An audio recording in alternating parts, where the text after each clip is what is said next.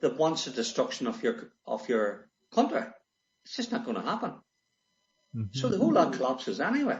Mm-hmm. Then they walk away and say, hands up, it wasn't us. It was them pesky people didn't vote for us. You saw that last Lucid Talk poll where it had Sinn Féin at 24%, and the DUP trailing with the Alliance right on its heels, and the surge of support for Jim Allister's Party of One. Is the DUP, which from my dealings with it over half a century, kind of always ensured that nobody could outflank it on the right, is now being outflanked by the TUV? And that would be the worry. The TUV will pick up the scrunted votes. And I hear it in my work. I hear it in the areas I go into. We're not going to vote for DUP. We're going to vote for the TUV. Now, my background, as you know, Pádraig, I'm a former ex-combatant and ex-political prisoner.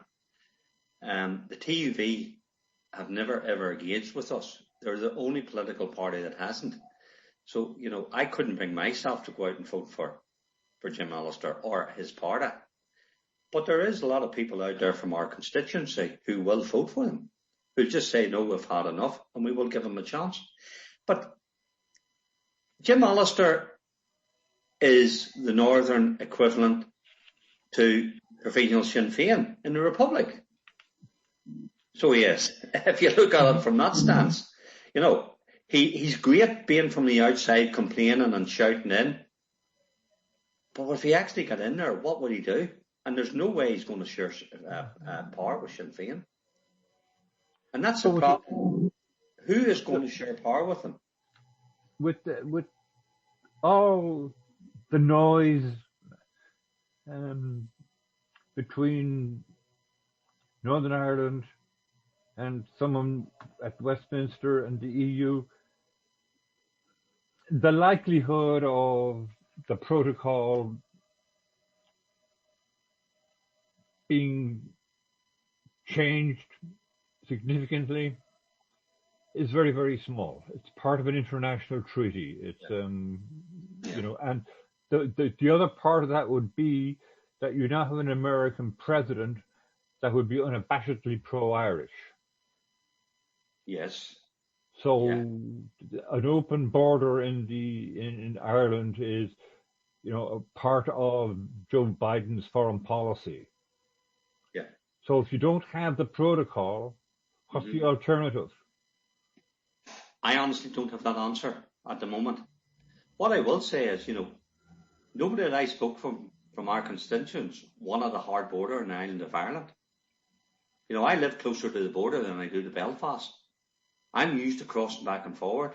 But the EU has brought this on itself. I believe the EU has made Northern Ireland a scapegoat for the United Kingdom leaving. To say the other politicals or countries like Italy, Hungary, Poland, and there's a big swell in the Republic of Ireland are saying, Irish, we want out of it. And Ireland will pay a heavy price for what they've done. They will pay a heavy economical price for what they have done. But that's something different. I don't know what the difference is, how we can change this protocol. You talk about Biden coming in.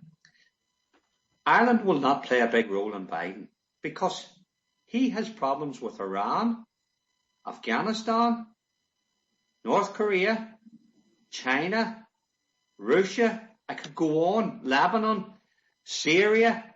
Republic of Ireland don't come into it at all. He will come over. He will have a pint of Guinness. He will meet his long-lost relatives, but he will go home, and his advisors will be telling him the United Kingdom are our main allies in the fight against these people. Nancy Pelosi, before when there was talk of an Irish backstop across the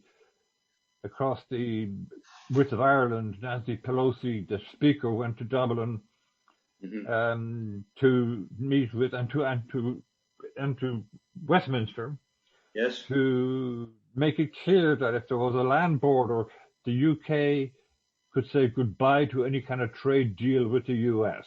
The lobby is big and powerful. It is. There's no doubt about it. The Irish-American vote is very powerful.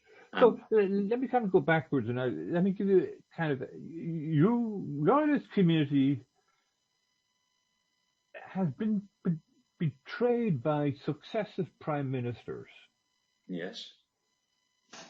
And I remember in 1985, I was in Belfast when Ian Paisley held his rally against the Anglo-Irish Agreement. Yes. There were over 100,000 people gathered around City Hall, maybe 200,000. 240,000. And yes. then there was the flags protest in 2012. Yeah. But nothing changed. At the end of it, the Anglo-Irish Agreement is as it was, and the flags agreement stood as it was. Yeah. So what can you do in the face of this kind of betrayal? And let me give you an analogy, which is maybe a peculiar one. To me, in a way, it's like a wife in an abusive relationship who can't get a divorce. Yes. And getting a divorce in some way is a worse option than the abuse.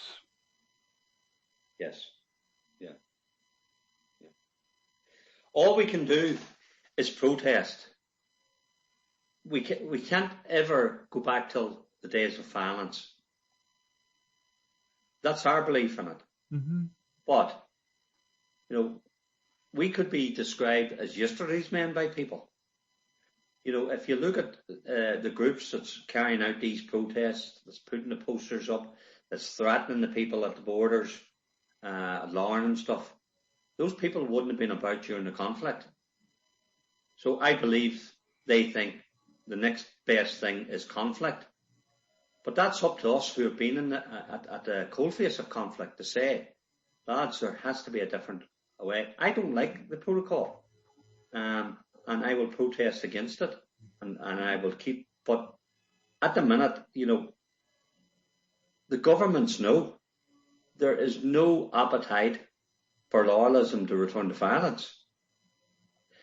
Where that might change is if you look down the line and there's a bigger threat to a united Ireland. And I go back to a columnist was down in Dublin a few years ago, and the talk was, he would have come from a unionist background, but he's a journalist columnist now, and he was asked a question about where would loyalism fit in a united Ireland, and he says, listen, 2 or 3 well-placed bombs in the Republic of Ireland will put an end to talk of a united Ireland. Yes, the people in the South know not very much about the North. No, I'm sure even less. And it's never figured as an issue in elections. I think it was at 1% in the last election. Yeah. I was saying I'm from Dublin, and my family still lives there, and I stay with my sister when I go there. Yes. I've been working in Northern Ireland for 50 years. No one in my family has ever asked me, what do I do? Okay. They're just not interested. And so the question is, what I say, their aspiration to unity is high, but the commitment is pretty low. Yeah, and that's what we find. We have very good relationships with people in the Republic of Ireland and political parties and communities and stuff.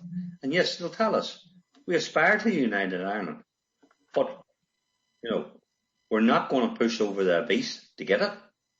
And, what government in the Republic of Ireland would want to be taking on over 1 million unhappy natives? It just, people need to sit down and think about all this. We want good working engagement and working relationships with Dublin, transparent, and we're prepared to do that. We took, loyalists took chances with the Dublin government before the political parties have.